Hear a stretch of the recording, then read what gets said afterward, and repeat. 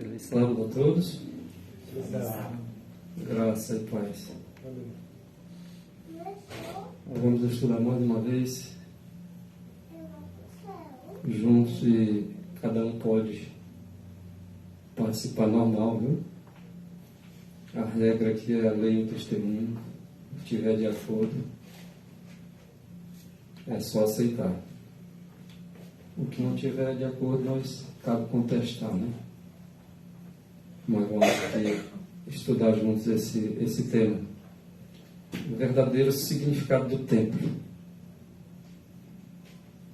Porque, na verdade, o templo veio cerca de 2.500 anos depois. As coisas todas vão voltar à origem.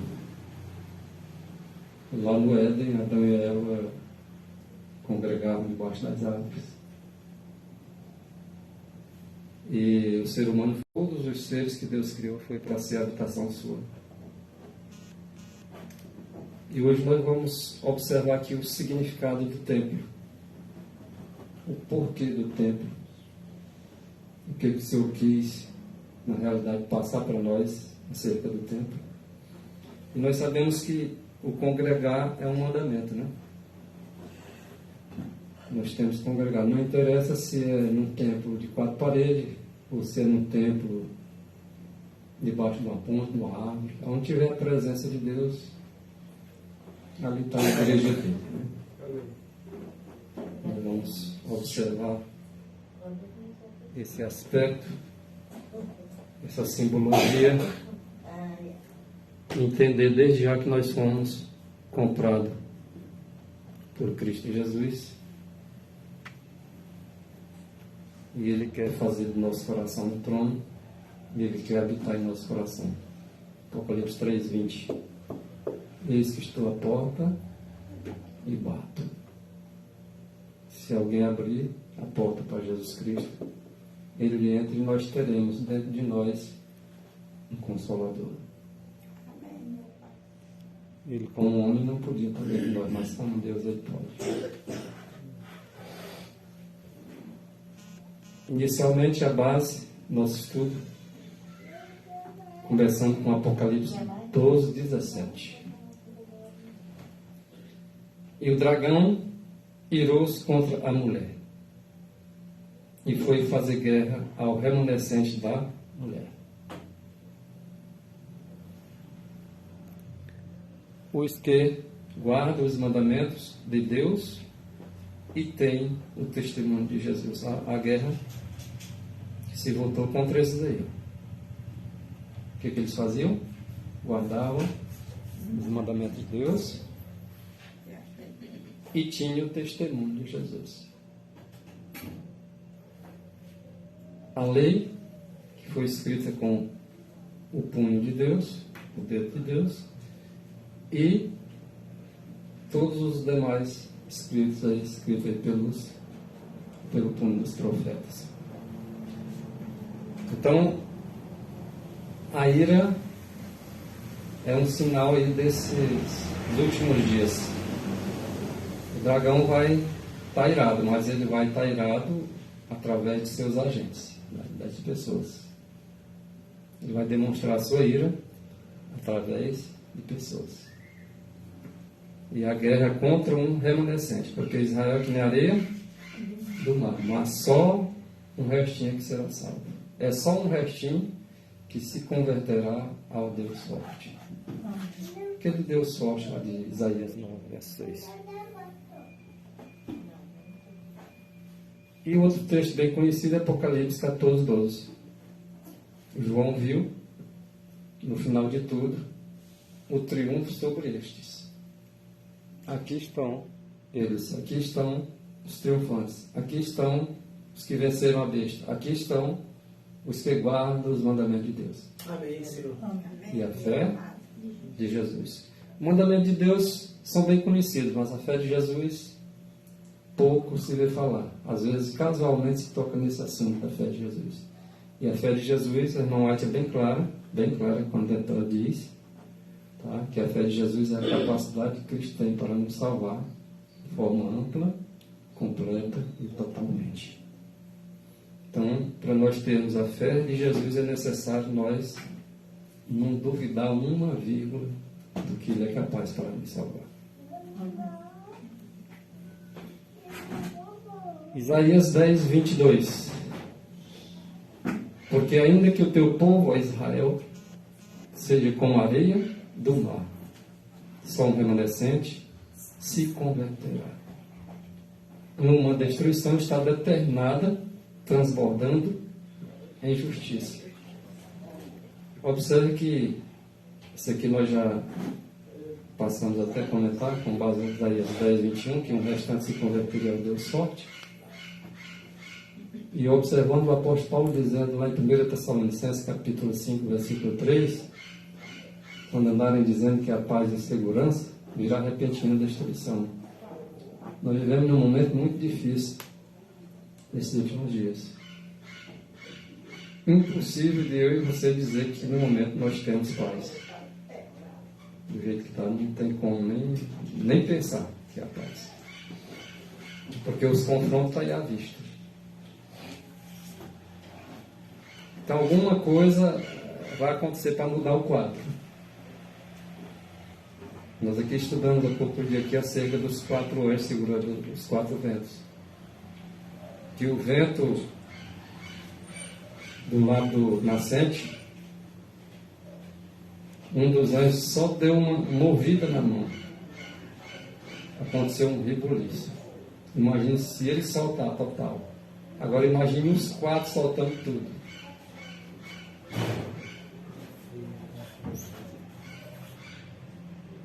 Então, o selo de Deus será colocado na testa de homens e mulheres, apenas daqueles que não têm uma mancha. Olhe para você e eu olho para mim. Estamos cheios de manchas aí. Ninguém aqui é capaz de dizer assim, eu estou sem mancha. Só em dizer assim, eu estou sem mancha, já está manchado. E eu, para me receber o selo de Deus vivo, eu tenho que estar sem mancha. E às vezes a gente diz, tomara que Cristo venha logo. Para quê? Para ser destruído. Nós temos agora que orar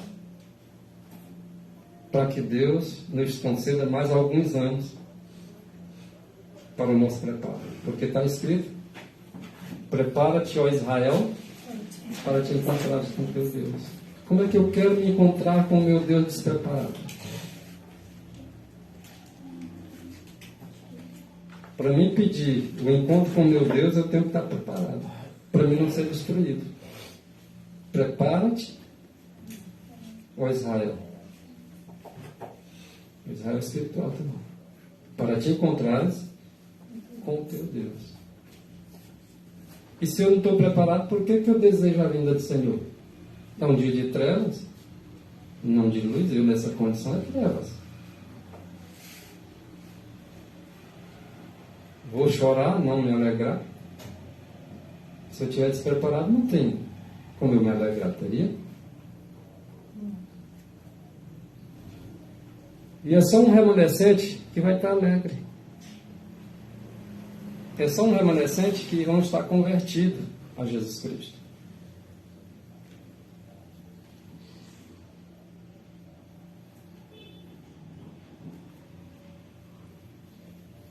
Já comentamos sobre Isaías 9, versículo 6, aquele menino que havia de nascer, o governo seria colocado sobre ele, ele realmente seria chamado pelo nome de maravilhoso, conselheiro, Deus forte, ele é assim que seria chamado.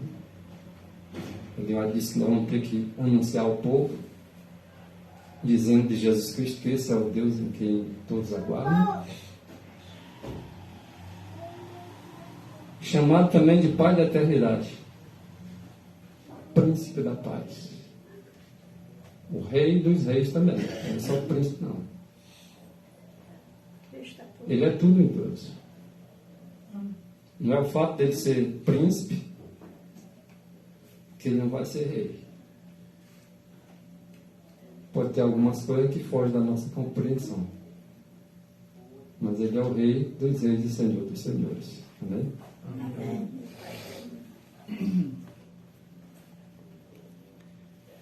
O apóstolo Paulo também se refere aí a um remanescente, que são eles que serão salvos, isso referindo-se ao texto do profeta Isaías, embora seja milhões de adventistas na face da terra,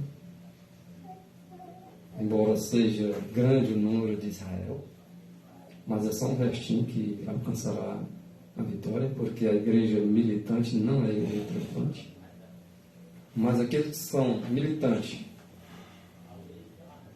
que se tornam triunfantes, esses são aqueles que João viu no Apocalipse 14, e aqueles dos quais Satanás está irado, fazendo guerra.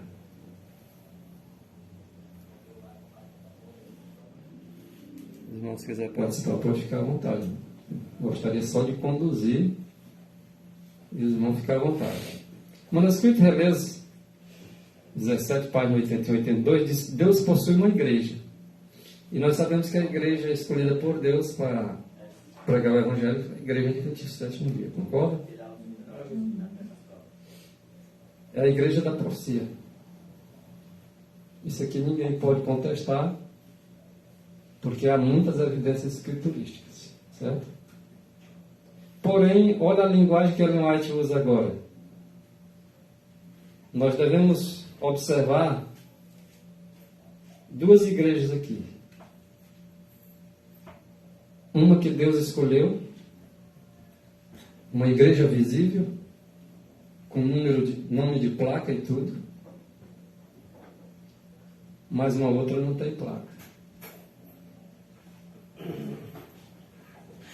Tem características. Olha o que ela diz. Porque se nós não crermos nos escritos da irmã White no seu todo, nós não vamos receber o selo de Deus vivo também não. Sabe por quê? Porque o selo de Deus vivo é a consolidação em toda a verdade. Em toda. Então, para mim aceitar esse texto, eu não posso rejeitar o outro. Mas para mim aceitar o outro, eu não posso rejeitar este, porque senão eu fico sem um selo. Estou dando só um exemplo, é muitas coisas, né? E aqui diz o seguinte, a irmã diz o seguinte: Deus possui uma igreja, não é verdade? Não possui? Possui. É uma grande catedral? Olha como aquilo que está revelado para nós, nosso filho, é claro. É uma grande catedral, irmãos? Quem não sabe responder isso, olhando para ele? É uma grande catedral?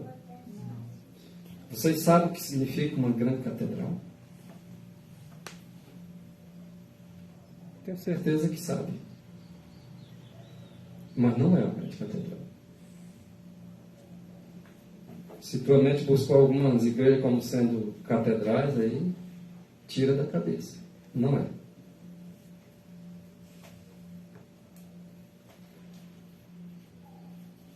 É alguma igreja oficialmente estabelecida com o CNPJ? Não, mas não é a dos outros, a minha é. Não, isso aqui não está deixando brecha para isso. Se ela foi estabelecida oficialmente, não é. Não é essa do qual ela está falando aqui, não. E eu sou adventista de um dia, vocês também são, creio. Mas aquele a igreja a qual Satanás está irado é os que guardam. Os que guardam. Os que não guardam, está irado por quê? Por que ele está irado?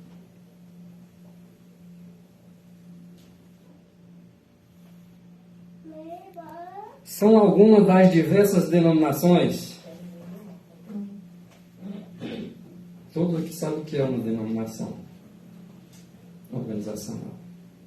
É alguma delas? Precisa dar interpretação nenhuma. É só olhar o texto, só ficar em cima do texto. Lembra que a Bíblia diz que a letra mata? Que o que vivifica é o Espírito. E e que as coisas espirituais são discernidas espiritualmente. Lembra o estudo que nós estávamos estudando nesses últimos dias sobre o egoísmo? O fato que me traz às vezes de rejeitar uma parte do texto ou o texto completo é o meu eu, que o Senhor já há tempo me pede para mim lançar ele por terra. Para mim não dar minhas interpretações. Para que eu aceite a interpretação do Espírito, como é.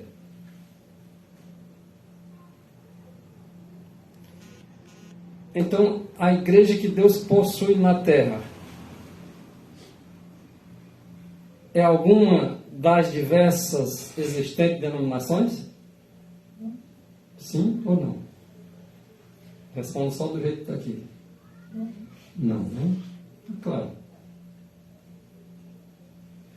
Mas quem é essa igreja possuída por Cristo aqui na terra? É o povo.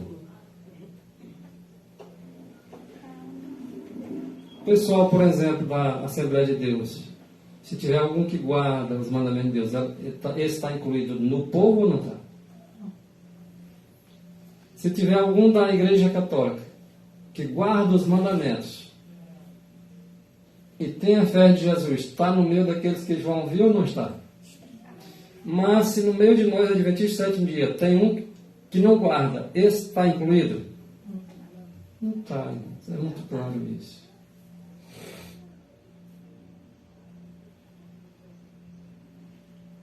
Tem que amar a Deus, porque é o dever de todo homem. Guardar os mandamentos também. A mensagem do terceiro anjo diz: temei a Deus e dai-lhe glória, porque é chegada a hora, e adorai a Ele que fez o céu e a terra e tudo.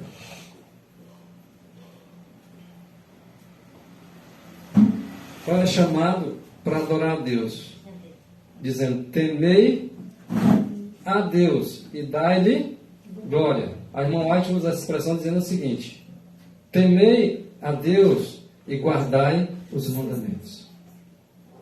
Significa dizer que dar glória a Deus é guardar os mandamentos de Deus, é viver uma vida prática de verdade.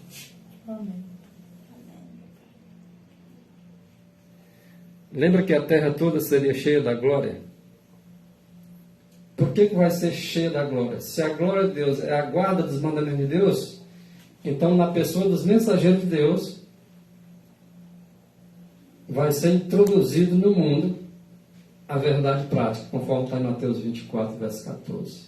E este evangelho do reino será pregado a quem? A todo criatura, mas é em testemunho.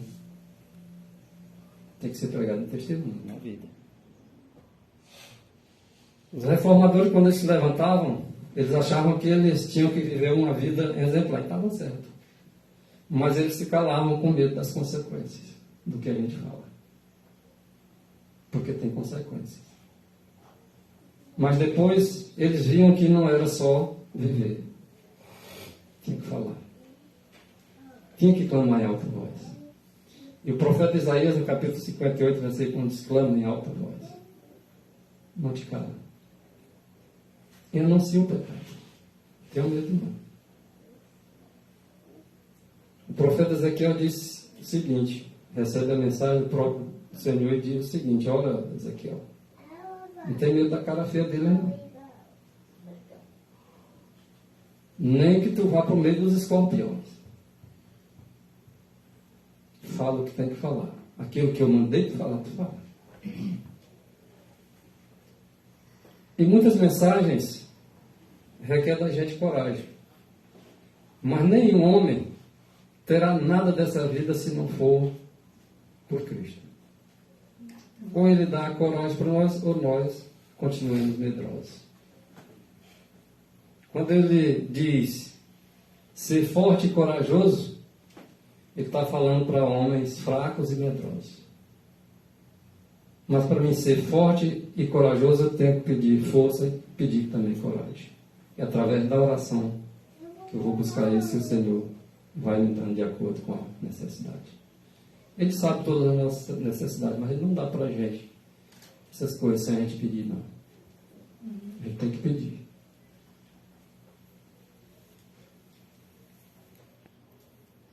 Então, aqui, a obra está prestes a concluir-se. Os membros da igreja militante, os que na verdade estão hoje militando, que se houverem eles demonstrado fiéis, os fiéis, apenas os fiéis, é que tornar-se-ão a igreja triunfante. Então a igreja triunfante é a igreja invisível, que nós aqui não sabemos quem de nós fazemos parte dela. Mas Deus sabe. Agora, o Senhor deixou para nós conhecer uns aos outros, pelos frutos.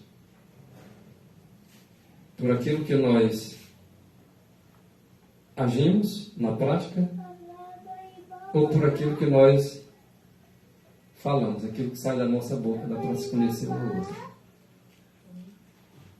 Então é pelos frutos que se conhece uma árvore.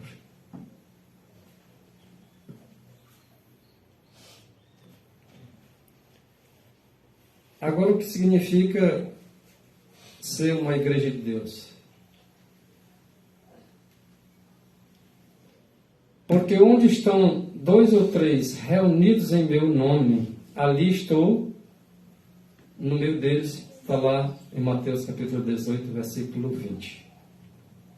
Está no mesmo manuscrito, beleza. Página 81 e 82.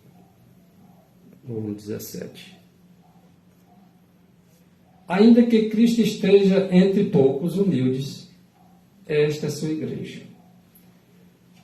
Aqui tem poucos, mas ninguém sabe quantos humildes tem aqui. Por causa de 1 ou 2 humildes que possa ter aqui, a presença de Deus pode se fazer aqui. Isso nós devemos entender de forma clara. Por exemplo, a irmã diz assim: a presença de Deus não está mais no meio dela. Mas se lá tem 1 ou 2 fiéis, ele não vai estar lá com aqueles 2 fiéis lá dentro? É questão de entendimento espiritual. Eu vou dizer assim, pelo fato da irmã dizer assim, a presença de Deus não está mais no meio dela. E os fiéis estão lá, vai estar abandonado?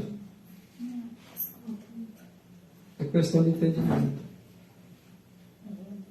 Eu acredito também que se refere às programações, né? Quando a igreja, vamos supor que tenha 2 pessoas humildes ali sentadas, né, no banco, mas a liderança está em apostasia, quando fala que Deus não está no meio dela aceitando suas programações, ele está aceitando somente a adoração dos 2 fiéis que estão lá. Então, existe igreja liderança e existe igreja individual. Exatamente. Quando ela diz, ainda que Cristo esteja entre poucos humildes, esta é a sua igreja. Ou seja, quem é a igreja de Cristo? É o nosso corpo individual. Ou seja, quem é o templo do Espírito Santo? É as paredes ou é as pessoas? É as pessoas. Isso. Nós aqui somos... Deus habita em nós, né? Não em 4 paredes. Né? Então, quando ele vê a igreja como um corpo, e esse corpo está em apostasia, ele não aceita seus louvores, não aceita suas pregações, não aceita suas orações. Agora, quando a igreja está reavivada, desperta e fervorosa, ele aceita todo o sacrifício, todas as programações que é apresentado ali durante aquela adoração. Por exemplo, uma pessoa está lá na Assembleia de Deus, e lá a pessoa, na luz que ela conhece, ela está vivendo de acordo com a luz que ela conhece. Deus não é com elas? É por isso que nós talvez nem entendemos o que significa fazer acepção de pessoas. Se nós fizermos como os judeus achar que a salvação só tem aqui no nosso meio, nós cometemos um dos mais graves erros. Porque nos achamos no monopólio da verdade. Mas se nós soubermos fazer a diferenciação, nós vamos compreender essas pessoas como nossos irmãos. Amém. Agora, nós não vamos ter em consideração aqueles que pisam os mandamentos de Deus e não buscam ter a fé de Jesus. Porque são irmandades opostas. Isso quando é de rebelião, né? Se rebela. Nós estamos errando aqui constantemente todos os dias. Mas se nós estivermos fazendo isso por rebelião, nós entramos noutra filiação. Nós vamos compreender. Então, ainda que Cristo esteja entre poucos humildes, esta é sua igreja.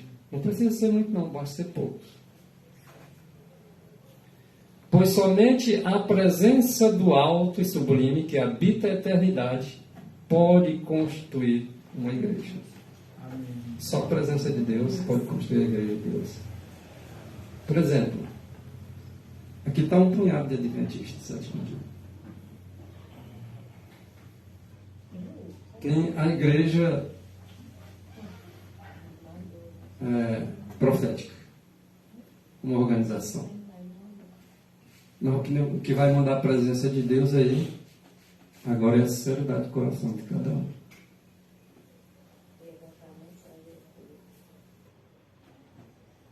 Com aqueles humildes, mesmo que sejam poucos, eles são a igreja de Deus. Os indivíduos são o templo de Deus. São a habitação de Deus. São o lugar da presença de Deus. Ali está constituída a igreja de Deus.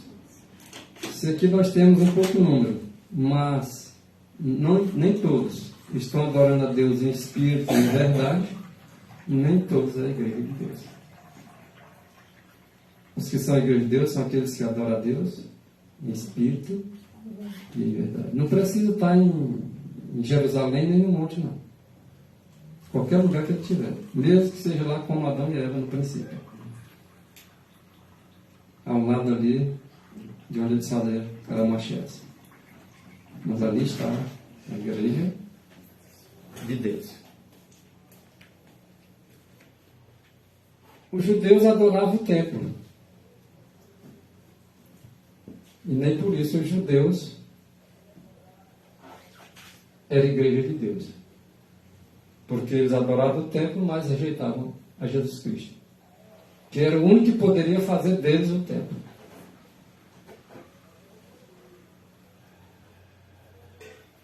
E se nós olharmos conforme está escrito, o verdadeiro israelita é aquele que é no interior. Não é porque ele nasceu lá em Israel.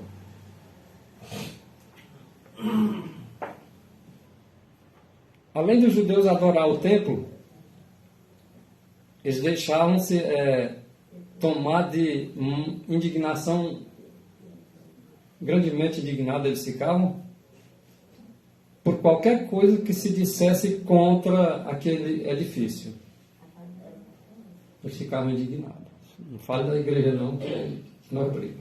É diferente hoje? Não. Porque a história sempre se repete. O grande conflito é claro, o modo de Deus tratar com as nações é sempre as mesmas coisas. Temos que estudar a história, irmãos. Hoje as pessoas já deram lavagem cerebral nas pessoas. Está falando do pastor, está falando da igreja. Eles já colocaram, implantaram isso também do povo, para rejeitar certa mensagem. Já implantaram isso assim. Quando você põe certo assunto, de logo assim, está falando da igreja, está falando dos pastores. Você está lendo o que está escrito, é Deus que está falando, é o Espírito que está dizendo isso aqui. Aí o cara diz logo o quê? Você está falando da igreja. Entendeu? Ao invés de dizer assim, eu necessito ser repreendido, advertido e aconselhado. Eu estou errado, eu não conheço esse assunto, eu nunca vi falar nisso aí, eu não sei nem o que é isso aí. Eu preguei sábado em São Luís, né? E aí a gente começou a estudar uns assuntos lá. Começou a tocar no assunto para você, 134 mil. E irmão disse assim, irmão, eu nunca nem vi falar nisso aí, eu não sei nem o que é isso aí. Para mim é grego, é alemão, é chinês isso aí.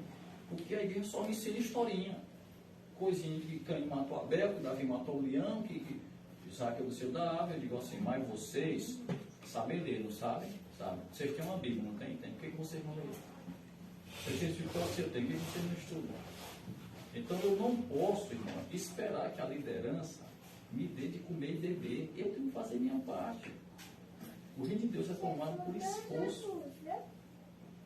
Até a minha chegada dedica-se à leitura, à exaltação e ao ensino, lá de 1 Timóteo capítulo 5. Então nós temos a nossa parte. Às vezes a gente fica só esperando que alguém ensine as coisas para a gente. Nos dê as coisas e não faz o nosso dever. Ellen White fala que o primeiro dever de todo ser racional é pesquisar as escrituras e saber por si mesmo o que é a verdade. Porque nós vamos ter que responder por nós mesmos. A grande maioria não quer estudar, não quer ler, não quer pesquisar. Outra coisa, neguinho só quer ouvir assunto fácil. A gente precisa também de assunto, irmão, que faz a gente quebrar um pouco a cabeça, sair da zona de conforto. Não é?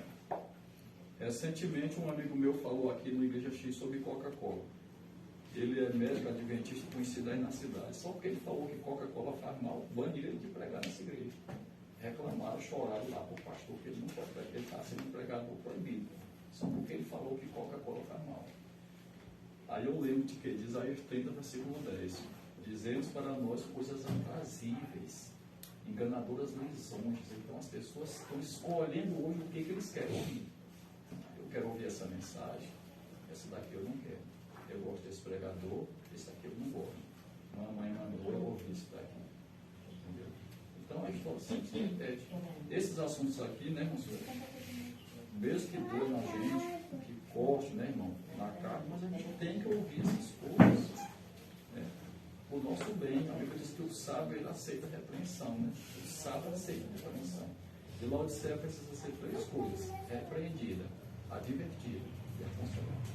E a cegueira é grande que eles fazem acepção de pessoas, né? Porque dentro desse contexto a Ellen White pode falar mal dos pastores da liderança, mas se um de nós só citar um texto em que ela está falando mal dele, daí nós já estamos falando mal da igreja.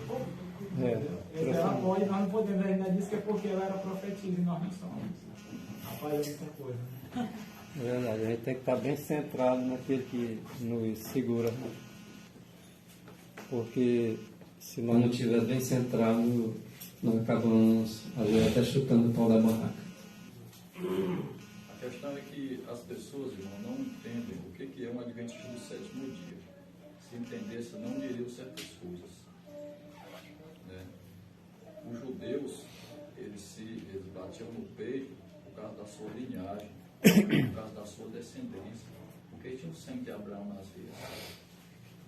E Jesus disse: dessas pedras aqui Deus pode fazer filho de Abraão. Se vocês filhos de Abraão, vocês faziam as obras de Abraão. Então a questão da sucessão apostólica. Hoje esses homens se apossaram na questão da liderança e eles se arrogam o direito de interpretar as escrituras e dizer para você o que é certo e errado. Entendeu?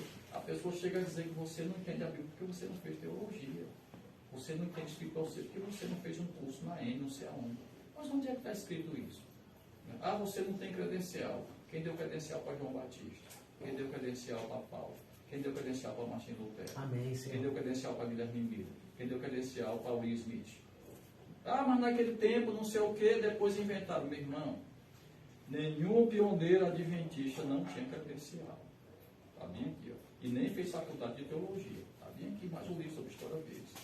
Entendeu? E Ellen White diz que aqueles homens receberam a verdade, pesquisaram como tesouro escondido, amaram, morreram defendendo essa verdade. Amém.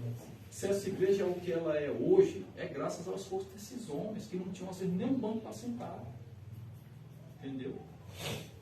Morrer estudando a Bíblia, ler a Bíblia 100, 200 vezes para deixar um corpo de doutrina mastigado para nós. Entendeu? O legado desses homens está aí. Eu acho que diz que Tiago White tinha... A roupa dele tinha tanto remendo, que era remendo em cima de remendo, que ele não sabia dizer mais o que era remendo, o que ele não era. Eu acho engraçado quando eu leio isso. Ela é mais que a mudança dela cabia dentro do baú quando eles casaram. Entendeu? Aí você vê, gente, deram a vida, irmão. Fizeram tudo por esse meio, deixaram tudo aí, ó. Então por isso que Ellen White disse em 1905 que nos últimos 50 anos Deus deu na mão dessa igreja todas as verdades. Não era para mudar nada. Não tinha que inventar, não tinha que atualizar, era só manter a fé dos pioneiros. Então é por isso que a gente está aqui, porque a gente quer voltar ao passado, né, irmão? E trazer de volta tudo que foi jogado por terra. Não precisa de mensagem nova. Nós não somos caçadores de novidade. Nós queremos as igrejas antigas. Por isso que a gente quer. Sem falar que o povo ele já se acomodou com a expressão, como eu falou, né? Ela vai celebrar você. A igreja é essa e o povo é esse. A expressão de hoje é o quê? Não, você pode fazer tudo, você vai ser salvo. Até pecando, né? Tá entendendo? Só que isso aí é somente ele que é de Satanás, porque é para ser destruído junto com ele. Esses dias um ancião mandou para mim um vídeo dele lá com a camisa amarela, torcendo pela Copa do Mundo, porque ele é brasileiro, porque o pastor mandou, porque a igreja tem que estar de irmão. Aí eu botei só assim, ó. A nossa pátria não é essa daqui. E a Bíblia diz que o Senhor é a nossa bandeira. Está lá em Então eu acho que vocês estão confundindo as coisas. Não é porque eu sou brasileiro que eu tenho que defender a Copa do Mundo, não. Porque isso aí o Espírito você condena totalmente, é muito claro. Ah, mas a igreja mandou a gente torcer, ser patriota. Os patriotas desse aí. É calcular.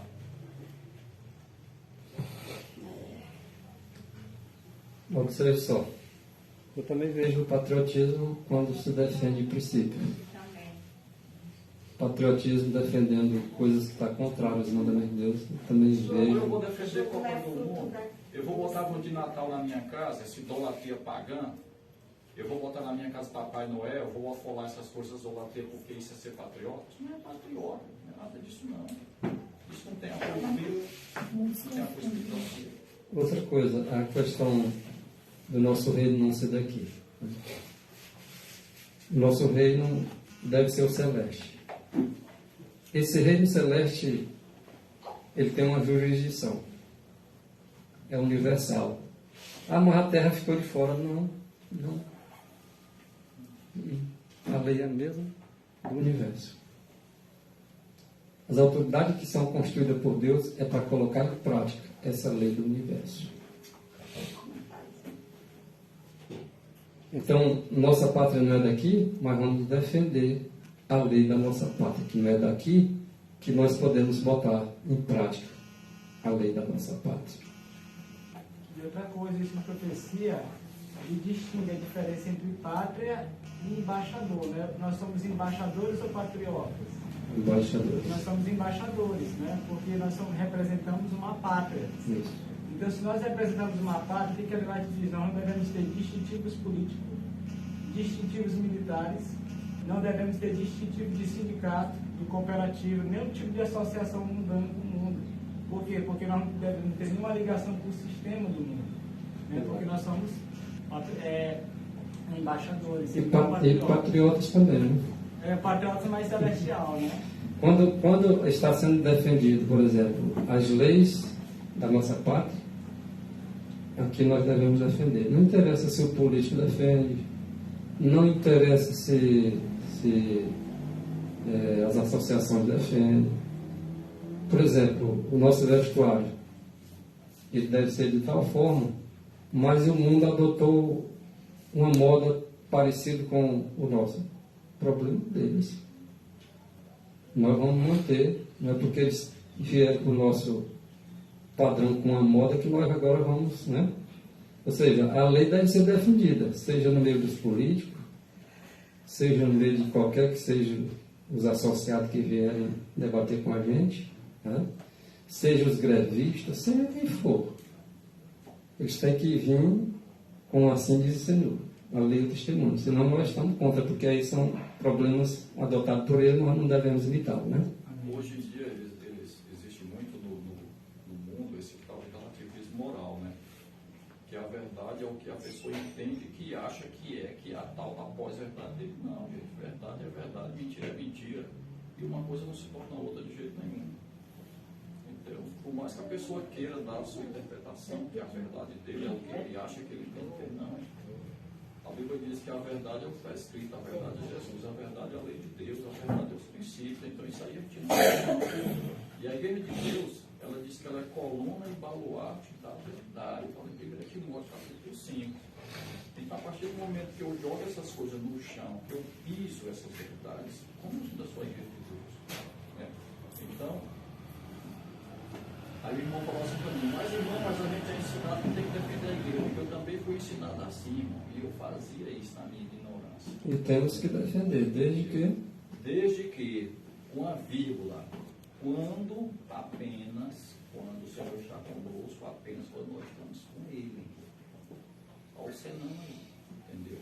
Quando a igreja está defendendo o que está correto, a gente tem que defender. Devemos honrar nosso pai e nossa mãe. Não titubear nem ficar em dúvida, eu sei que lá eu vou ficar. Quando o princípio não se negocia, entendeu? Desde que nosso pai e nossa mãe estejam certo. Eu sou submisso ao meu pai e minha mãe, sou no Senhor. A mulher submissa ao marido é no Senhor. Eu tenho que obedecer meus pastores, Hebreus 3,17. No Senhor. Passou do Senhor, alto lá, não vou obedecer não.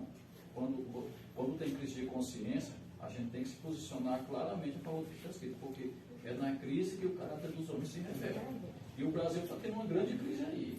E todo mundo está mostrando aí já de que lado está. É na crise que o caráter se revela. E vai vir mais revelação, porque a coisa vai apertar mais. A coisa ela aperta mais que é para a gente A se nova ordem defender. mundial está vindo aí, é um passo a ser implantado. E a crise vai realmente apertar cada um de nós aqui e vamos ter que mostrar qual é a nossa bandeira, qual é o nosso estandarte, de que lado a gente está. Não tem neutro, não. É isso mesmo. O Desejado pelas Nações diz que também os romanos, eles admiravam, tinham orgulho do templo, né? Os judeus amavam e eles eram orgulhosos desse mesmo templo. Então, eles se empenharam, inclusive, em reconstruir ele e embelezar todo ele, né? E, então, qualquer desprezo que as pessoas demonstrassem contra esse templo, isso era motivo deles odiar. Isso incitaria a indignação deles também. Então, os judeus, romanos, e agora nós, não. Vamos sair dessa. Só lembrando aqui para os irmãos reformadores, todos eles, eles não eram bem vistos no seio de Israel. Nenhum deles era bem visto. João Batista, que era para ser, segundo a sua linhagem, era para ser sacerdote, como o pai dele, Zacarias. E era para ele ter sido educado no meio dos rabinos. Sabe o que Jesus fez? Tirou a parte. Para quê? Para aprender o que era correto e desintoxicar das doutrinas daquele fermento que os rabinos passavam para os sacerdotes quando eram ali instruídos. Diz que se Jesus Cristo não tivesse tirado João Batista à parte, ele teria sido incapacitado pelos rabinos. Ele teria sido incapacitado para uma obra especial. E o João Batista dos últimos dias vai ser um punhado, que também vai ser tirado à parte. Seria tirado também à parte, para desaprender aquilo que aprenderam anteriormente, em muitos detalhes, e aprender com a natureza e o Deus da natureza. Porque senão, esses João Batista dos últimos dias também seriam incapacitados. Porque pegar o mesmo molde, e o Senhor tinha um outro molde para eles. Você vê, por exemplo, a questão do dízimo, né? O que é batido em nossa mente exaustivamente desde que a gente nasceu? Que o dízimo tem que ir para a igreja lá e para o pastor. Não está escrito isso em lugar nenhum do Espírito Profecia, irmão. Existem 2 canais. Eu tenho um livro ali só sobre isso, do pastor Paulo Instante, ele dizendo, rapaz, não existe esse negócio de sobra, de canal regular. A partir do momento que isso está faltando aqui, Deus criou, né, pastor, o canal esse regular e esse bem aqui, ó. Então, só é ensinado para a gente que o dízimo é para ser usado aqui no canal regular. E quando você vai estudar o assunto, né, que nunca se mostra para a gente o outro lado da questão, você vê assim, rapaz, né, nunca eu vi minha mente abrindo desse jeito, que o dízimo pode ser entregado aqui, assim, não quer ser só assim. Então, a gente sofre uma verdadeira lavagem cerebral, né? Entendeu? Que é a questão do canal regular. E você vai estar do outro lado do canal regular, você vê que tem outro lado da questão dos neoféticos que não se apresenta para ninguém, né? Onde você não pode questionar nada, discordar de nada, né? Não é isso que Deus entendeu. Mateus 28, versículo 19. Lá nós somos ensinados a levar a mensagem para o mundo, né? Pregar o Evangelho. Mas para batizar não, né? E nem para receber do dízimo, porque o trabalhador que trabalha na seara do Senhor é para viver do dízimo. Ou seja, o dízimo é para quem? É para eles, para quem eles quiserem. Agora, para pregar o Evangelho é para todos. Agora, veja só a incoerência da comissão que se tem o entendimento. Porque não há incoerência nenhuma na comissão de Jesus Cristo. Porém, há incoerência na interpretação. Se Deus está mandando naquela comissão, ide e pregar o Evangelho a toda criatura, para que aquela comissão? Os pastores? Os líderes? Ou para nós todos? E por que o receber do trabalho vai ser só para eles? Me explique.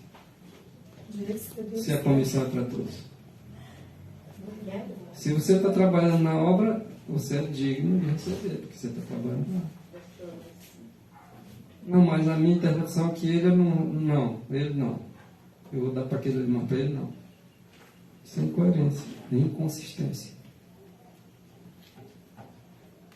Nós temos casos na Bíblia, vários exemplos na Bíblia, né? Lá desde o começo da coisa, e as pessoas disseram assim: esse bem aqui é um levita, esse aqui é um sacerdote, fique bem aqui, nós vamos sustentar.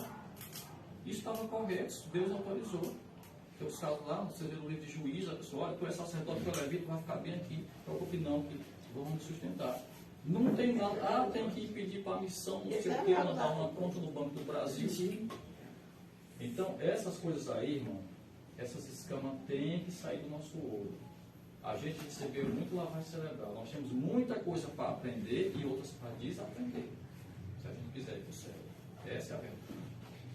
Porque, na verdade, a credencial é concedida pelo Espírito Santo, né? Assim como foi concedido ao apóstolo Paulo, foi pelo Espírito. Então, se uma pessoa ele se dedica ao Evangelho, ou seja, por que ele não pode ser mantido do Evangelho, só o outro que pode? Quer dizer que seria uma acepção de pessoas, né? Quer dizer que fulano é melhor do que esse fulano. Porque se fulano ele quer dedicar a vida dele só para pregar o Evangelho, o que a Bíblia fala, todo trabalhador é digno do seu salário, né? E aqueles que pregam o Evangelho devem viver de quê? Do Evangelho.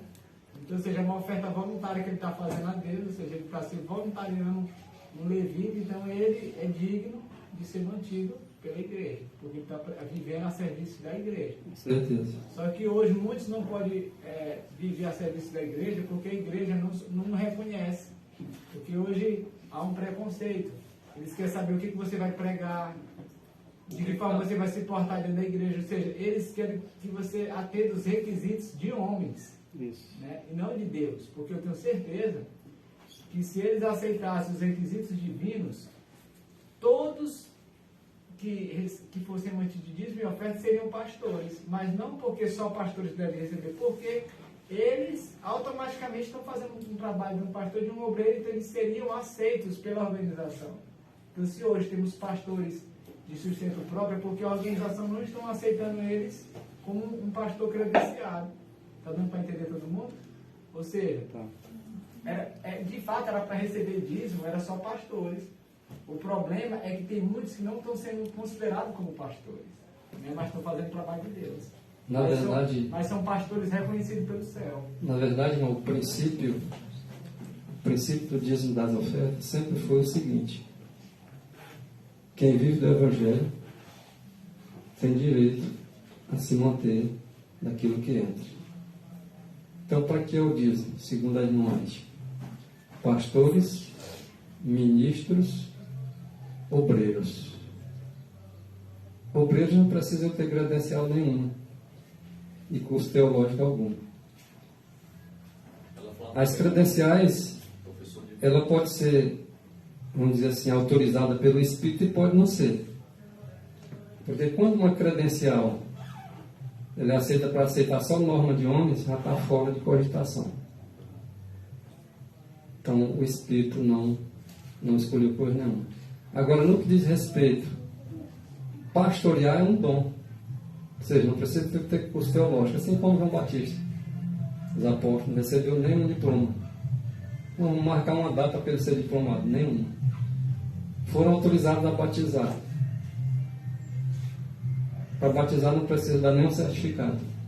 Vocês podem observar na vida dos homens da Bíblia, se teve algum certificado de batismo. Não teve, né?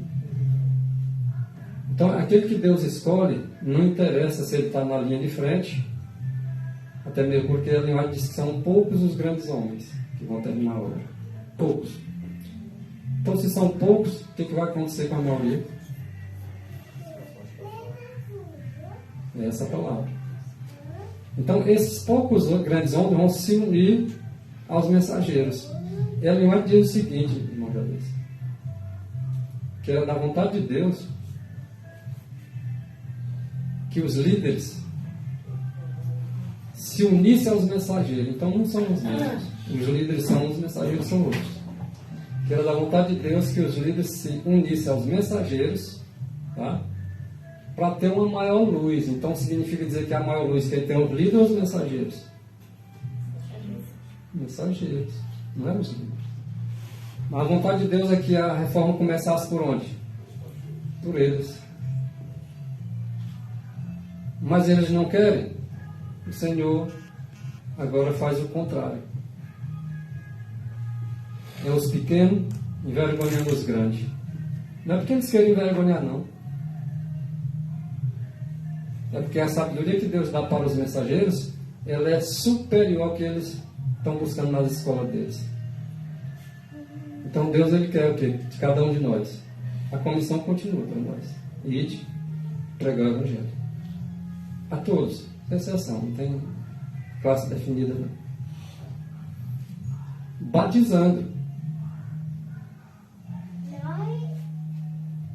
Se nós estamos aqui num grupo de pessoas e todos aqui reúnem e ora, pede a Deus instrução,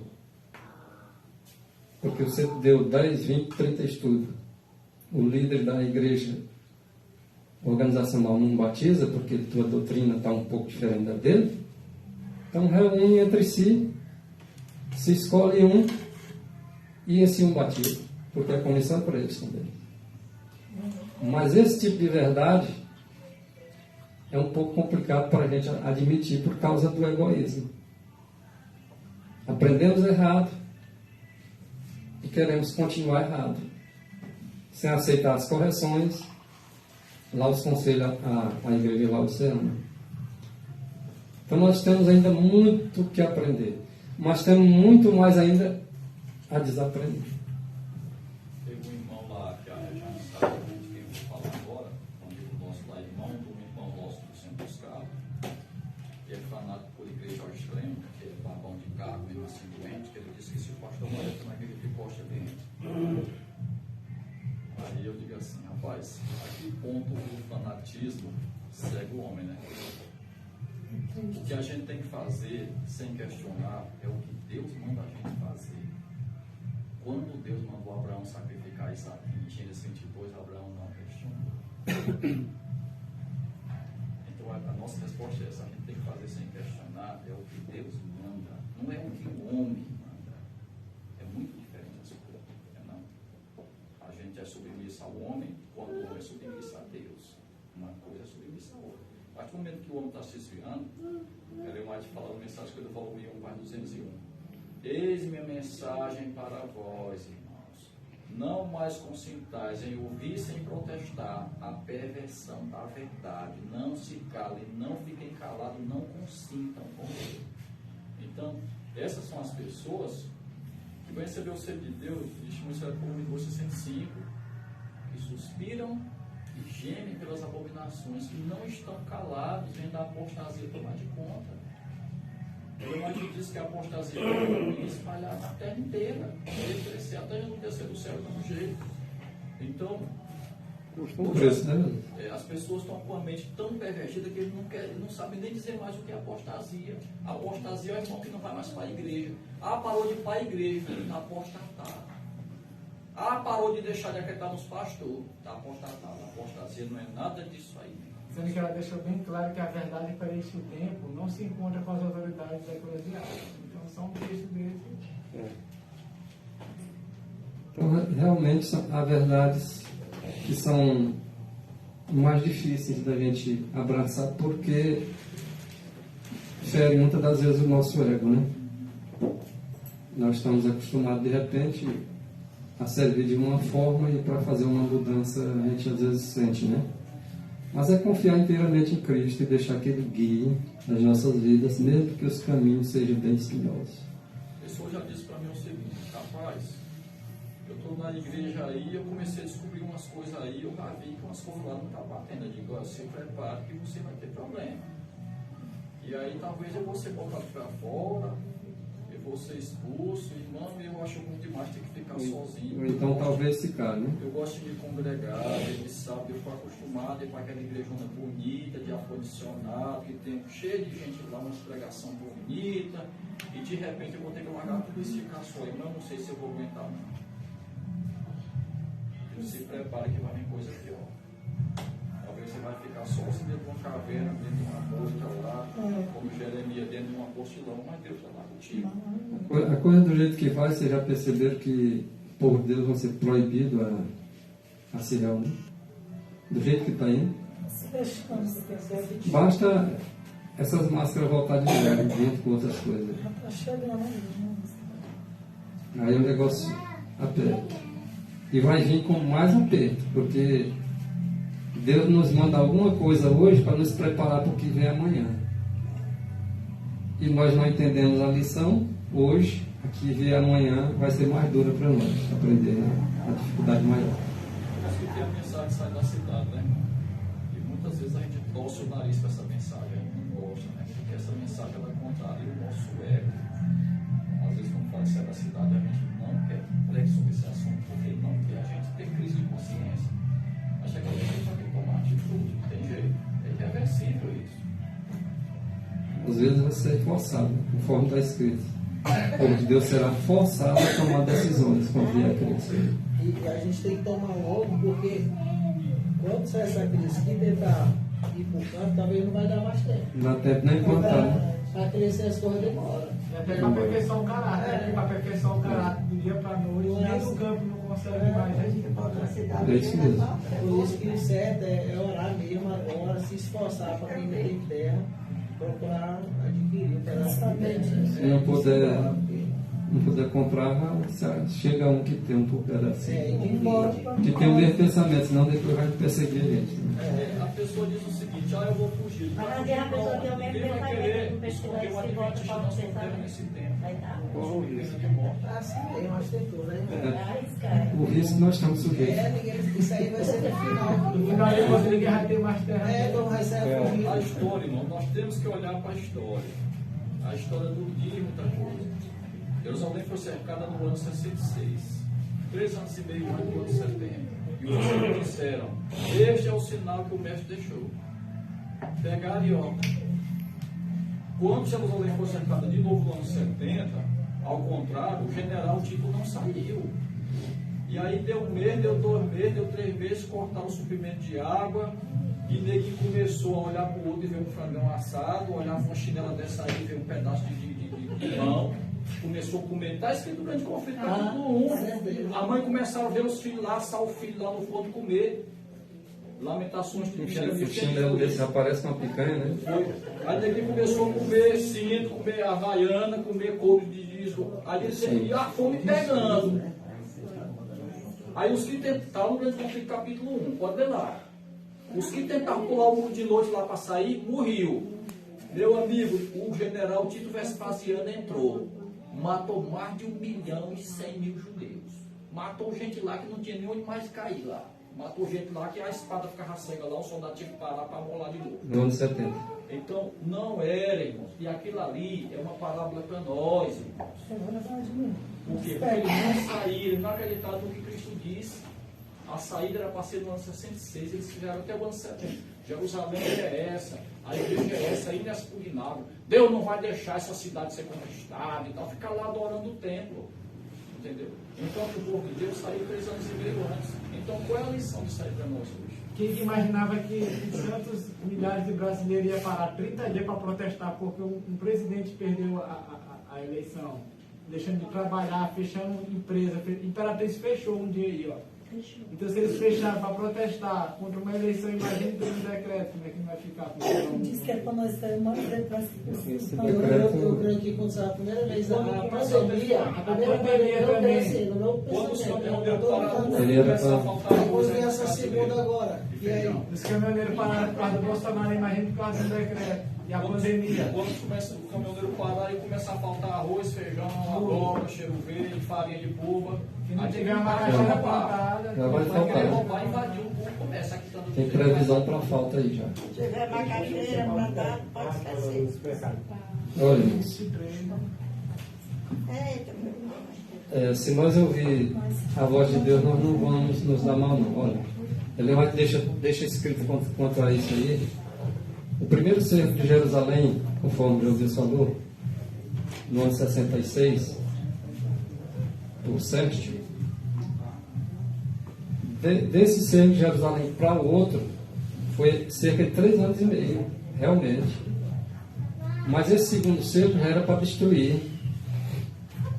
E nós, irmão, tanto sinal que nós temos Então, que fazer. qual é o sinal do primeiro cerco para nós? Porque está escrito. Mas está falando de decreto, né? Não de decreto. É, decreto. Não teve, mas já tivemos muitos avisos, né? Agora, o decreto X para corresponder ao primeiro cerco de Jerusalém é a lei dominical nos Estados Unidos. Mas não saiu lá ainda. Nós estamos Não vamos cruzar os braços, não. Mas já saiu. Pronto, saiu já. Primeiro tem é a lei dominical. Não saiu ainda de lugar nenhum. Até agora não Sim, saiu. mas não vai ser o motivo de eu defender a ficada na Não, cidade. não estou defendendo ficar na cidade. Tô falando Que meu irmão que que falou, eu estou plenamente de acordo. A pandemia, quando ela chegou, já era quando ele já está tomando providência para cuidar das coisas já. Para quando chegar o momento certo, você já tem o que comer lá, conforme está escrito também. Você produzir a sua alimentação. Não, leis dominicais tem em todo canto, porque todo mundo sabe. Agora, a que está no ponto da profecia é a dos Estados Unidos, tá? Que corresponde ao primeiro cerco do ano 66, lá para o general Sérgio. Cerca de 3 anos e meio depois, a que ocorreu no ano 70, que já foi para destruir, já é a lei dominical no resto do mundo. Então, essa questão, eu olho também os dias literais. Alguns não olham, não. Mas é uma questão minha. E eu tenho o direito de buscar os meus pensamentos também. Se ele vai estar dizendo que o primeiro cerco corresponde a uma lei dos Estados Unidos, então eu vou ficar de olho no primeiro cerco para mim. Chegou naquele ponto dos Estados Unidos, eu não tenho mais estar dizendo, não, eu vou esperar mais um pouquinho, que ainda vai demorar 3 anos e meio. Não, entendeu? Eu vejo que essa questão da pandemia, essas coisas todas, são pequenas advertências para a gente não já ir se preparando para quando Não chegar. perder de vista Isso. o pior que está por vir. Eu queria dar só um comentário também. Tá. A questão da pandemia, ela aumentou a nossa fé, se a gente for prestar atenção. Porque quando a gente estuda Apocalipse e a gente vai falar do decreto, que chegará um dia que ninguém vai poder comprar e vender, é uma coisa que a gente nunca viu. Eu tenho 35 anos, nunca tinha visto uma coisa igual à pandemia. Eu fui expulso de 2 supermercados porque eu estava sem a máscara. Então eu comecei a sentir a rejeição das pessoas. Aí eu comecei a entender, então minha fé está baseada na Bíblia. Então assim, o que eu crido é verdade mesmo, mas foi só para me ter certeza que de fato vai vir mesmo. Aumentou a sua? Eu nunca tinha dúvida, mas eu quero dizer que ali foi só um pontapé para dizer realmente é verdadeiro. A partir do momento que a gente tirar dentro do supermercado, a gente foi rejeitado. Assim como eu vejo quem é rejeitado, quem não tomou ainda a vacina, então assim, eu tenho visto mesmo as coisas se concretizando. Então, quando veio a pandemia, a fé aumentou, quem debochava, quem vivia já no campo, já vive no campo. Essa a minha foi família não cria, foi para o campo, dia e noite ouvindo mensagem, nós pregando, dia e noite, diga que vocês não queriam ouvir, mas vieram para cá, né? Deus trouxe. Dia e noite pregando. Foram todos se esconder na roça. Todos se esconder. Aí lá foi mensagem. Aí lá eles passaram a crer na mensagem vida no campo. Eles entenderem que no momento de crise tem que ir para o campo. Exatamente. Na cidade. Então assim, Então, assim, minha fé ela aumentou, né? E no que eu creio, vindo no campo, eu já vivia no campo antes da pandemia, né? Já tem mais de 5 anos. Então, A assim, sua chácara é de sítio novo, né, Mário? Próximo de novo. Já é fora dentro da cidade. fora da cidade, né? 24 quilômetros. Sítio Novo Não, do Maranhão, Não, Tocantins. Eu já morei também próximo do Sítio Novo do Maranhão. Porque nós vamos conduzir nós para a terra, né? Deus foi levando, lá deu uma mais Só um estruturada. comentário que eu queria. Então, assim, rapidinho, só para finalizar, então quando saiu a pandemia, eu associei o primeiro cerco de Jerusalém, eu sozinho. Falei, isso é um aviso para nós começar agora a plantar. Porque depois, quando vier as coisas pior, Deus vai. Nós não vamos ter nem desculpa, Deus nem avisou a gente, não, mas Deus faz tudo perfeito na sua obra. Faz tempo que ele já avisa. avisou. Segue quem está iludido com as coisas do mundo, embotado sem sentido com as coisas terrenas, é quem ainda não se desapegou. Mas quando a gente se desapegar dessas coisas terrenas, do serviço, de família, de emprego, de tudo, a gente vai entender o que Deus quer da nossa vida. A Bíblia diz que o justo vai viver pela fé, não é pelo que ele está vendo, é pela fé. É Deus que vai nos conduzir, a gente só tem que crer e aceitar essa mensagem na nossa vida e partir para cima. Amém. Que Deus vai abrir um mar. Assim como ele abriu um mar vermelho para Moisés, ele vai abrir também a porta para a gente encontrar o campo, Glória a Deus. tocar no coração do irmão que tem terra para doar, e Deus vai fazer esse milagre na nossa vida. Verdade. Aí tem que ter fé. Amém. Só um comentáriozinho, é breve. Porque hoje a maioria dos adventistas confunde saída das cidades com fuga das cidades. Deus não está nos convidando a fugir. Ele está convidando a comprar um pedaço de terra para você plantar. No momento de fuga, ninguém vai mais nem ter terra. Quem é que vai ter terra em período de decreto, irmão? Me apresente esse. Não vai ter. O que nós teremos, um tempo de angústia prévia, nós vamos ter a oportunidade de, nas primeiras etapas do decreto, porque o decreto não terá só uma etapa. Funciona. Então, pedir um microfone para o profissional. Fala, meu filho, fala de novo. Internet? Sim, então só levantar. Então o que acontece? No momento de crise, e fala mais perto, né? Eu creio que na primeira etapa do decreto, a perseguição ela será branda, né? Será pressões, multas. Nesse período de multas, não poder comprar e nem vender, porque a gente tem que entender uma coisa. Como é que o decreto é de morte, é de prisão e eu não posso comprar e nem vender? Meu amado, eu não vou poder andar nem na rua. Imagine comprar e vender. Então a gente tem que entender isso. Então, no momento de ninguém poder comprar e nem vender, que nós vamos ter que nos manter dos nossos alimentos.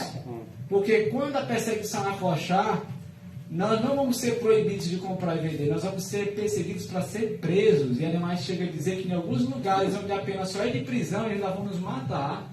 Ou seja, vai ter pessoas que vão morrer num período que ainda não é o decreto de morte. Ou seja, antes do decreto de morte, muitos já vão ser morrer, que são os mártires. Os mártires, eles vão morrer no decreto de prisão. No de morte, ninguém morrerá mais. Então, se nós atendermos cada etapa do decreto, nós iremos entender que nós não estamos esperando um cerco, primeiro cerco. Não existe primeiro cerco para quem já deve abandonar a cidade. Ou seja, cerco é para quem era um contexto de fuga, para quem está aguardando um momento de fuga. Então, no decreto de prisão e de morte, ou seja, no decreto dominical, ele diz bem claro que nós abandonaremos as cidades, as grandes cidades. Aí depois eu diz assim, olha aí, tá vendo? Para abandonar as grandes cidades só no decreto, meu amado. Abandonar é diferente de sair. Abandonar quer dizer que nunca mais você vai voltar nem para pregar, porque você vai ter fugitivo. Quem é que está fugitivo e vai se arriscar a entrar dentro de uma cidade para pregar o evangelho? Isso é impossível. Então a maioria dos adventistas pegam textos isolados dizendo assim, lá dizendo que quando sair o decreto nós iremos abandonar as grandes cidades aí. Está vendo aí? Vai ter gente nas grandes cidades no momento do decreto, irmão, não tem nada a ver. Como é que é obrigado a ir para o campo para aperfeiçoar um caráter, para ser salvo, para receber o selo de Deus? Então as pessoas confundem e vivem voluntariamente na cidade, porque estão acostumados a depender de benefícios, de auxílio do governo. Ou seja, ele está com uma mente comunista, acostumado a depender do sistema. E aí quando chegar o momento, aquele mimo, como aconteceu em Jerusalém, aquele mimo vai ser despedaçado, vai comer um feto, vai comer sola de sapato, vai ter que comer tudo, porque não tem um grão de feijão, não tem uma macaxeira plantada, porque foi negligente, foi a virgem infiel, imprudente. Então, ou seja, nós devemos atender a voz da profecia hoje, porque Deus não irá nos tratar melhor do que tratou aqueles rebeldes do passado, que não atenderam a voz da profecia. Perfeitamente. Obrigado. Entendeu, Rosa? Esse ponto bem aí, Rosa. Tu estava entendendo. A questão do cerco lá é a questão da fuga mesmo. Já. Só para concluir, o funcionário que eu estava explicando, a questão do cerco. Quando saiu a pandemia, que a gente não poderia passar da cidade no lockdown, aí eu entendi, o cerco legal, nós estamos frescos. Muita gente só queria vir para cá, para onde a gente e não estava podendo. Ninguém conseguiu vir parar de São Luís para estar mais no canto, porque não estava podendo sair da capital. E aí eu lembrei, o cerco aí fechado, eu estou preso. Então quando sair de novo o cerco agora, não poder mais sair. Porque veja só, é para nós mantermos a nossa família com o nosso próprio mantimento, né? Então, para nós plantarmos, brocar, queimar, coivarar, plantar, capinar, coisa. Então, até que chega o fruto, tem um tempinho, né? Aí diz assim, não, vamos deixar sair lei dominical nos Estados Unidos para não fazer isso. Como, meu irmão? E aí, proibição de comprar e vai comer o quê? Mato, folha de pau. Então, o Senhor tem toda hora nos orientando como proceder, e às vezes nós estamos ainda dormindo. Né? Já estamos pertinho do término. Então, voltando aqui para a questão, né? Porque o templo não vai nos proteger disso tudo aí, não. Né? O templo não vai nos guardar e nos salvar dessa crise aí, não, meu Deus. O igrejismo, né? Exatamente. O igrejeiro. Então aqui nós vimos que tanto os romanos como os judeus estavam em comum acordo. Cristo, ele era o guia dos filhos de Israel. Deve ser o nosso guia ainda hoje, né? Mas, infelizmente, nem todos aceitam ele como guia. Levou-os à terra da promessa e diante de todas as nações que não conheceram a Deus, estabeleceu Israel como sua possessão peculiar, a vinha do Senhor. Lembra da parábola da vinha? Bem interessante, né? A este povo foram confiados os oráculos de Deus, fazendo um paralelo. A que povo foi confiado os oráculos de Deus? Só nós aqui? Ou a igreja? A igreja toda. A da profecia. Foi confiada a ela. Agora, se ela negligencia, aí vai aparecer outros para tapar o buraco. Aí vai ser pesada na balança do santuário, né? Isso. E vai ser achada em falta. Como ela ser. Não, irmão, mas ela não vai ser achada em falta, não, o Senhor vai restaurar ela. Não. Profecia não mente. O que vai ser restaurado são corações de pessoas, individualmente aqueles que compõem a igreja invisível. Agora, pois, ó moradores de Jerusalém e homens de Judá, agora julguem vocês entre mim e a minha vinha. O que ele está querendo dizer? Agora vocês falam o seguinte: julguem entre mim e a igreja. Quem está certo? Eu ou a igreja? A quem vocês confiam? Em mim ou na igreja? Ele está querendo dizer exatamente isso para nós. Por que nós não entendemos? Às vezes porque nós não fazemos esforço para ouvir certas verdades. Lembra que Jesus Cristo, segundo o que está escrito lá na palavra, quem é de Deus? Irmão, mas todos nós aqui ouvimos. Não, tem coisa que nós não ouvimos, não. Às vezes eu ouço aquilo que me convém. Mas tem verdades que o Senhor quer me dizer que eu não quero ouvir. Então eu não sou de Deus. Porque o Senhor tem mensagens para nós, não é aquilo segundo nós queremos ouvir, não. É aquilo que segundo é a nossa necessidade. É o que Ele quer que nós ouçamos. Então, se nós acharmos que as verdades é só aquilo que nos convém, todo mundo é de Deus. Porque todo mundo escuta. Aquele que lhes convém, todo mundo escuta. Agora, eu quero ver aquele que ouve aquilo que não lhes convém. Aquelas mensagens, aquelas verdades duras, aquelas verdades que tocam em mim, no meu pecado. Aí eu quero saber se eu estou preparando realmente para ser de Deus, ouvindo essa palavra, aquelas que me contrariam. Mensagens impopulares, né? Isso. Duras. Porque tem verdades que eu estou pronto para bater de frente. Por quê? Por que eu não ouço? Porque eu ainda não sou de Deus, irmão. É simples.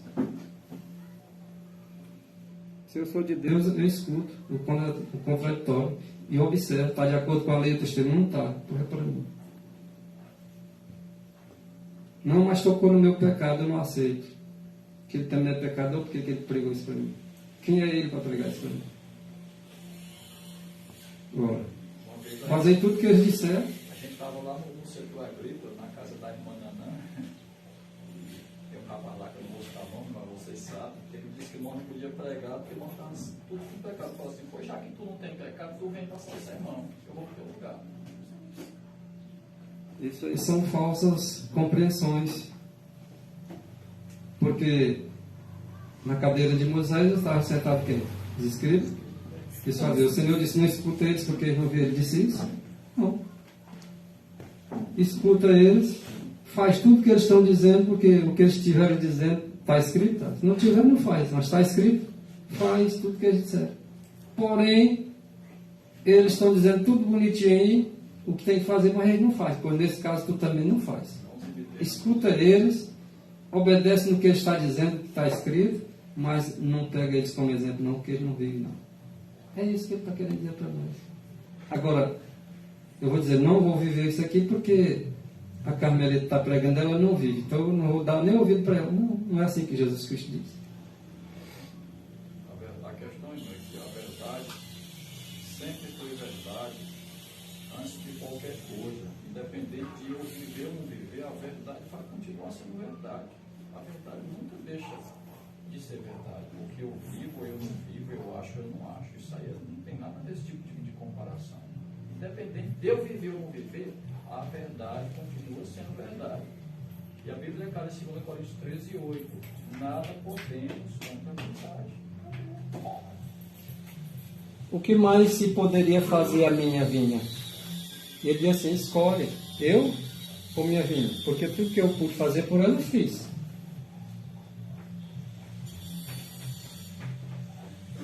Porque esperando eu que desse uvas boas, veio a dar uvas bravas.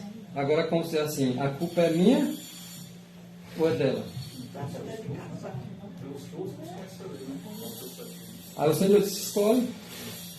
Ah, mas vou escolher a igreja e vou escolher Cristo e a igreja. Não, mas se a igreja está andando contra os ensinamentos de Cristo, eu vou ter que escolher um, não tem lugar para três.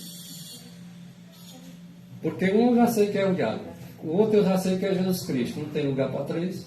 Para mim escolher a igreja, eu tenho que escolher a igreja que esteja de acordo com o que Cristo está dizendo. E o Espírito ao ser claro, quando uma igreja se demonstra infiel, o Senhor não pode mais colaborar com ela. Outras pessoas são chamadas para continuar o trabalho. Ela não é vestinagem, não adianta. Quando a igreja sai da rota, sai do caminho que Deus deixou e começa a inventar suas coisas, suas ideias, está dizendo que Deus vai ter que chamar outra classe de pessoas. E se essa classe se demonstrar infiel, ele chama outra classe de novo. Ele sempre trabalha assim. Ele nunca fica sem um representante.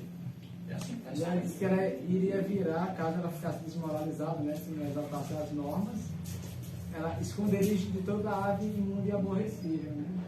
Agora, Deus tem os remanescentes, Deus nunca ficou desse mundo sem um remanescente. Eu tenho que fazer parte, eu tenho que me esforçar para me estar no meio desse remanescente, querer fazer parte desse remanescente. Mas se eu não quiser, vai ter um remanescente assim mesmo. É assim que está escrito. Nem quer dizer que a pessoa está lá dentro, não, porque muitas vezes ele vai ser expulso, né? Natural, ele vai ser expulso, quando seja. Se Deus chama outro, não quer dizer que ele está lá dentro, ele vai pregar de maneira ou de outra forma, ele vai ter que pregar o evangelho. Quem que está lá dentro aceitar, quem não quiser, tem que se cumprir, né? E a obra dos últimos dias é de uma maneira que vai surpreender a muitos, porque Deus vai tomar suas rédeas na mão e fazer do jeito dele, não é do jeito que homens, instituições querem, não. É aquela coisa que o reavamento vai surpreender a muita gente, porque não vem do jeito que eles estão querendo. Ou seja, o homem vai ter que cair por terra e Deus tomar o comando das coisas. É assim, é do meu jeito, eu vou fazer isso aqui. Então a gente tem que entender isso, irmão. Se uma igreja se demonstra infiel, né, Deus chamou outras pessoas. Se essas pessoas demonstrarem infiel, Deus chamou outras pessoas. Mas Deus não tem que ficar sem um representante, não. Porque a obra vai ser terminada, vai ser concluída. Vai ter que ter um povo aqui na terra que reflita totalmente o caráter de Cristo, que mostre que o homem pode deixar de pecar, que o homem tem vitória completa sobre o pecado. Esse bem vai ser selado. São com base em princípios, né? Ó, porque a vinha do Senhor dos exércitos é a casa de Israel. Então não tem dúvida aqui. Não podemos dizer assim, não, mas essa vinha aqui é o mundo. Não, essa aqui é a casa de Israel. Né? Agora, e os homens de Judá, quem são? As plantas da argelícia dele. Não existe Israel, não existe o remanescente de Israel. As plantas da delícia do Senhor é Judá. Agora, esperou Cristo que exercesse juízo, e agora eis aqui o que? Opressão. Ele esperou justiça, e eis aqui o que? Clamou. Por que não se faz justiça? Um determinado irmão que tu conhece, Jesus, cabecinha branca, alguém nos excluiu da igreja, isso em cerca de 20 anos atrás. Aí um ancião foi falar com ele, ainda tentando furar ainda mais. O irmão disse, mas por que vocês expulsaram os irmãos? Não, irmão, mas ele disse isso. Irmão, a Bíblia diz o que, irmãos? Não é para deixar crescer junto o joio com o trigo? Se vocês se acham trigo, por que vocês consideraram os irmãos como joio e arrancaram eles? O que o ancião tinha para falar após uma verdade dessa? Nada. E não é verdade? Não é para crescer junto? Agora sou eu que vou dizer aqui quem é o trigo aqui, quem é o joio. E agora porque eu acho que é o joio, vamos tirar ele daqui porque ele não... Né? Não é assim, irmãos. Agora aqui o Senhor esperava o quê? Que tivesse juízo e tinha opressão. Em vez de ser justo com as pessoas, não expulsa. Isso é o que? Opressão. Esperou também que houvesse o quê? Justiça mesmo. E houve o quê? Clamou, porque o injustiçado vai dizer o quê? Rapaz, eu fui justiçado. Não, eu fui injustiçado. Olha, quando eu fui expulso, expulsaram eu, a Rosilda. O que a Rosilda tinha a ver com isso? O que tinha? Vocês que estavam da época. O que a Rosilda tinha a ver com isso? Qual era a espiritualidade que a Rosilda tinha? Para eles expulsarem ela. Expulsaram o Anderson e o William. Esse aqui é meu filho, ele tinha quantos anos, Rosilda? 20 anos atrás, tinha uns 16, né? 16. O William tinha não, 11 a 12. O que o William e o Anderson tinham a ver com isso? Isso é opressão ou é juízo? Isso é justiça ou é clamor?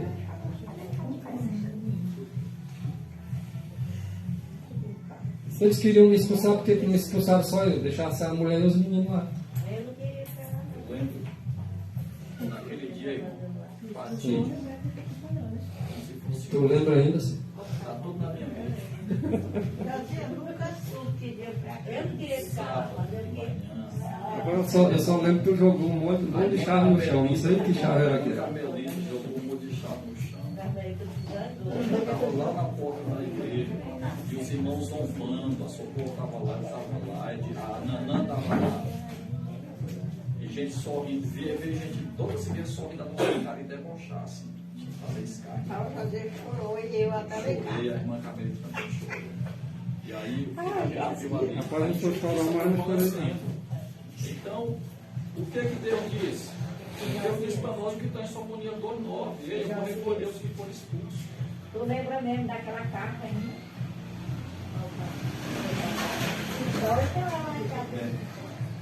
Mandar por mensagem. Não tem data não, né? Tem data? A data tem. Eu acho que era 2000 e... Não, tenho uma de 2003. Porque tem uma que eles mandaram depois. Tem uma que eles mandaram antes, mas a outra foi de 2003. A antes, acho que foi de 2000. Estou falando daquela carta que eles leram lá na igreja, no dia da escuta. Foi escuta. Uma carta dele. Aí quando terminaram de ler, ele disse que só não posso falar quem escreveu. Ah, não, né? Uma carta aí mandaram, antes de cortar, eles mandaram uma carta para A gente achou ruim, mas a Bíblia diz que isso aconteceu com João 16. E o conselho, né? O conselho que daquele tempo, que ainda lembram de alguma coisa. Nós estamos na obrigação, né? De estar tranquilo na porta. Na porta. Lembra que a porta, lá de João capítulo 10, não pode entrar por nenhum outro canto, que é ladrão salteador, e também não pode sair por nenhum outro canto, senão por Cristo, porque também é salteador. Então entra por Cristo, sai por Cristo, para poder encontrar o quê? O pasto. O que nós estamos comendo aqui? Algo que nós não podemos comer lá? Pasto. Entrará e sairá e encontrará pastagem. Ela diz que o pecado de Minneapolis, 1888, né, ele está registrado no livro do céu e permanecerá lá até que se faça uma confissão cabal, arrependimento que nunca houve. Então ela diz que esse pecado está registrado lá, gravado por meio de fogo. Então a história está aí, irmãos.